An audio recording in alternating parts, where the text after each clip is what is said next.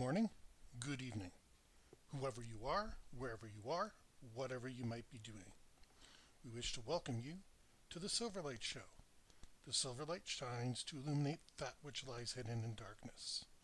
For those of you tuning in today, we welcome you in.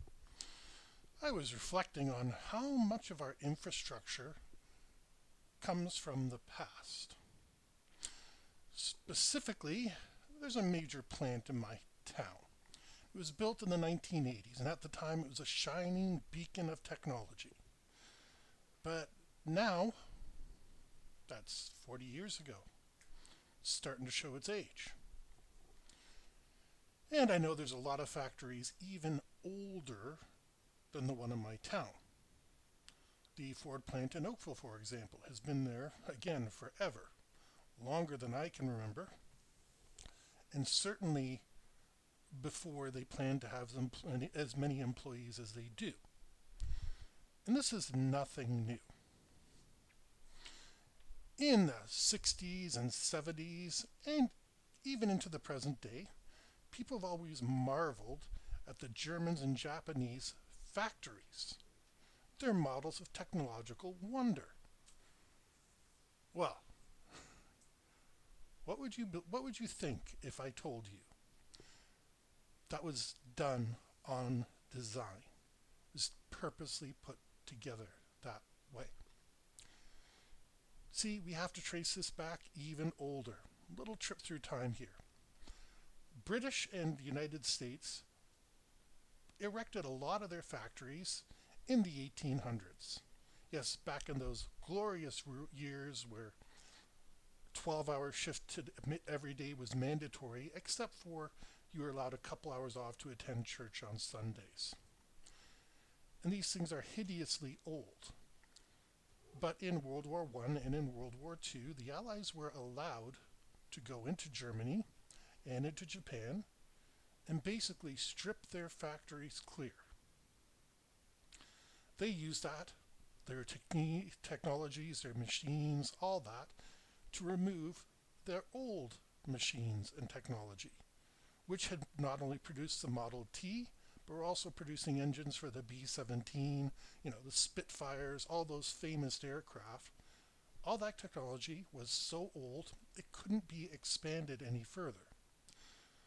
Meanwhile, the Germans and the Japanese were getting, well, through the Marshall Plan, I don't know how much they got exactly, but it was millions, if not billions, to rebuild what was now an empty space.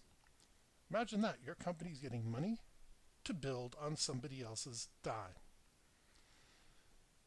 So they invested in the best that they could, and they got the best. That's why to this day, Mitsubishi, BMW, and Volkswagen, who you'll never see a picture of their founder in their lobby, are considered household names and the best of the best. It's all because they were granted the opportunity to get brand new technology and brand new manufacturing ideas in place at a time when everybody was trying to catch up to the 1940s. There's always places retooling. I use car places as an example because it's easy to see every couple of years they're building a new model or prototyping something out. So you need to be changing their cars. And if you're lucky, when you drive down the street, you can see an old beater from the 1970s, perhaps with even back into the 1960s with those tail fins on them. Then you can see a few remaining 1970s, 1980s Volkswagen Beetles, K cars here and there that have survived through some miraculous, I don't even know what to call that, but it certainly isn't maintenance. Some of them are maintained lovingly. Others are just, they are the ones you find for $1,000 on Craigslist or your local Facebook marketplace.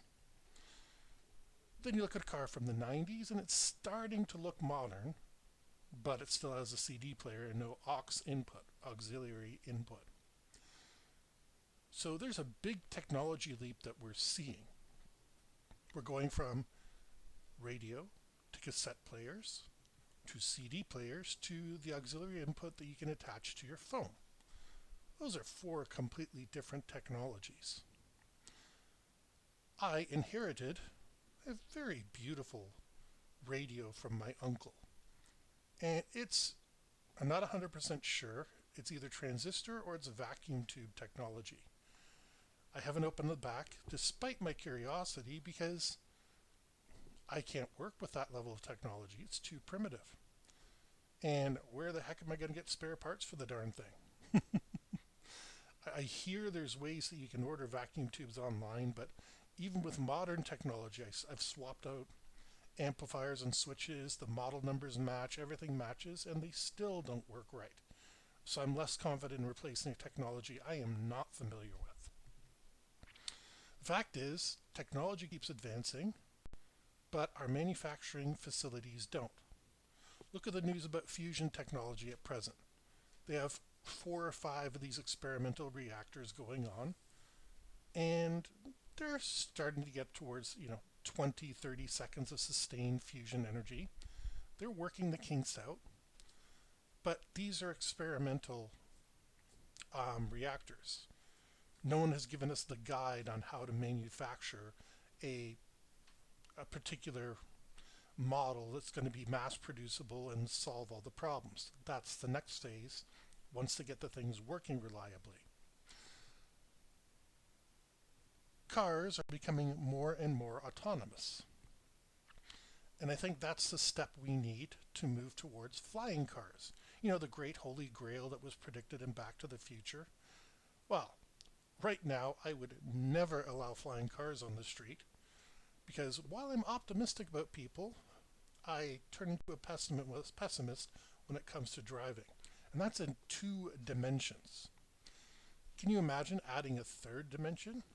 The only way it would work would be like one of those drone quadcopters where it's semi-autonomous and it knows don't go outside of these lines because there's a building there. The traffic light says stop.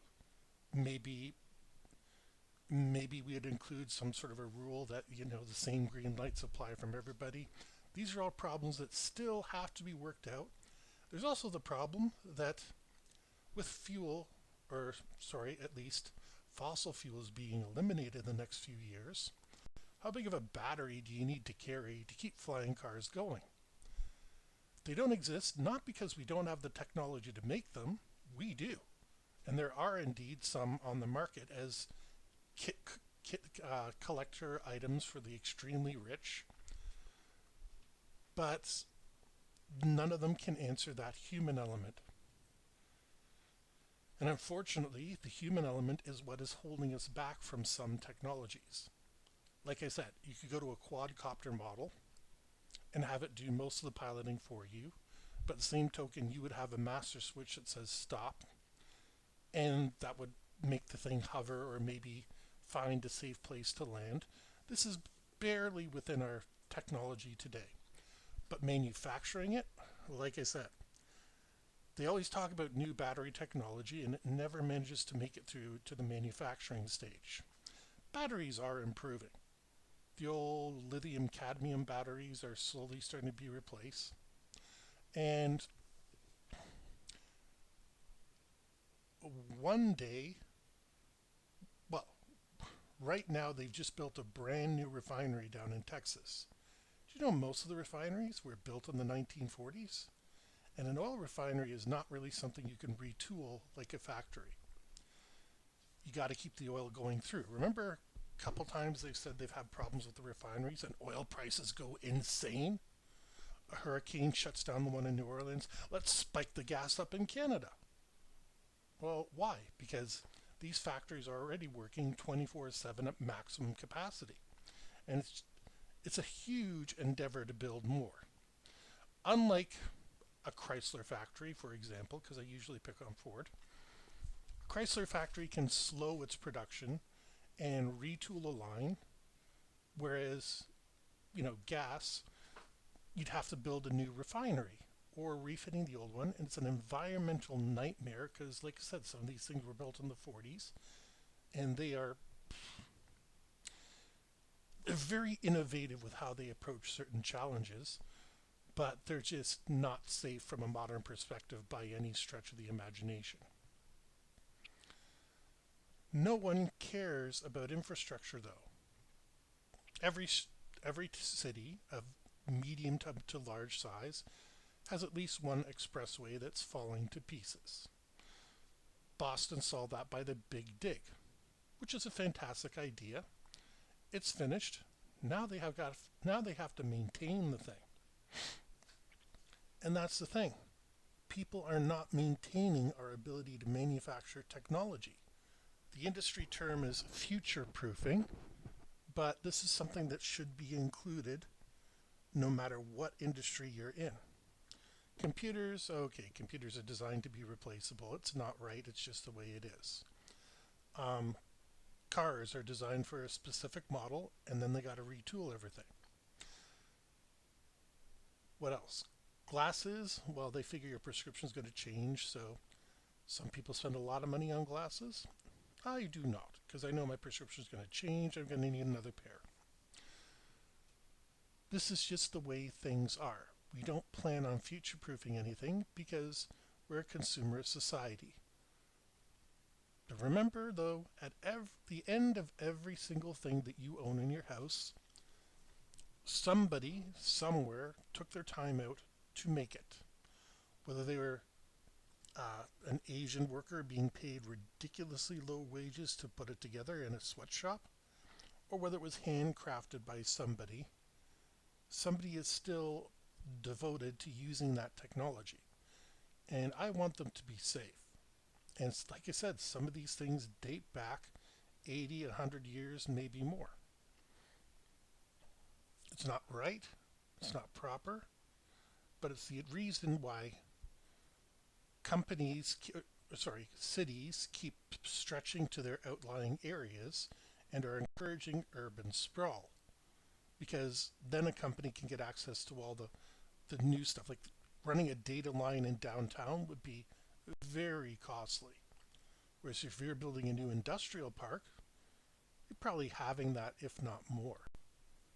And half the cost of anything for the same thing is always a good deal. No one in politics is planning for the future. They're planning for 4 years from now. Because they don't know if they're going to be in office then. And they don't want to be the one that green lights a project that turns out to, you know, to have their successor standing in front of it, cutting the ribbon and say, yes, this is my project. Look what happened with the space race. We had the shuttle. We knew we needed to move on. Clinton tried that with his Venture Star, etc. Bush announced the direction of going back to disposable rockets, etc. Elon Musk comes around about that time and starting to look into buying Russian missiles to convert into space technology. Obama comes in and he sends his administrator out to NASA to look what's happening. And his administrator gets told, you're not smart enough to understand what's going on here. Yeah. Can you imagine telling another employee that? Guess what? That administrator is no longer in charge of NASA and hasn't been. And then Obama put his vision into place. And then Trump came along and said, oh, that's all fine and dandy, but this asteroid redirect test, we don't need to, not the redirect test. They're originally going to grab an asteroid, put it in orbit around the moon, and have astronauts do experiments there. Trump said, nope, we're going to build a space station by the moon. Okay, and now Biden's in charge, and he's trying to keep things going because at some point you eventually got to launch something into space. But guess what? They've announced that because there's so many delays on the projects, they're just going to put everything on hold, and instead of launching humans in 2024, they're now pushing it back to 2026, saying, oh, well, the spacesuits are still experimental, we need more testing. The SpaceX Starship has never made it to orbit yet, we still need testing. They have all these reasons to put it. Why was this decided so last minute? We were months away from launch. Now, don't get me wrong, I hope the astronauts, benefit from all this testing and delays and stuff. But how did it get so far to this close to the end of the deadline? Because we're still reinventing the technology of the 1960s with better computers, but not really much better in the hardware department. So think about that. You have a blackout lately? It's because the infrastructure is probably from the 60s. Is your water no good? Infrastructure is probably from the 50s or 60s. They say New York is an absolute chore for sewer maintenance because it's been ripped up and rebuilt so often and no master copy was ever made. Yeah, they're literally doing archaeology on the job because all their maps are obsolete and nobody bothered keeping track of what happened to the infrastructure. And I'm sure New York is not the only city with that. Imagine somewhere historic like Beijing that has thousands of years of potential upgrades down there, some of which are significant. Nobody pays attention to the infrastructure until it goes wrong. We don't have plans to maintain what we have, much less, God forbid, an EMP from the sun or maybe some unfriendly foreign nation that just wants to knock us on our toes for a little bit. Think about that next time that you turn on your faucet and water comes out, or you turn on your lights and you can read. With that, we hope you enjoyed this episode of the Silverlight Show. If you did, please like, share. Don't forget to subscribe if you haven't subscribed already. Please click the bell notification down below so that way you can stay appraised every time we release a new episode.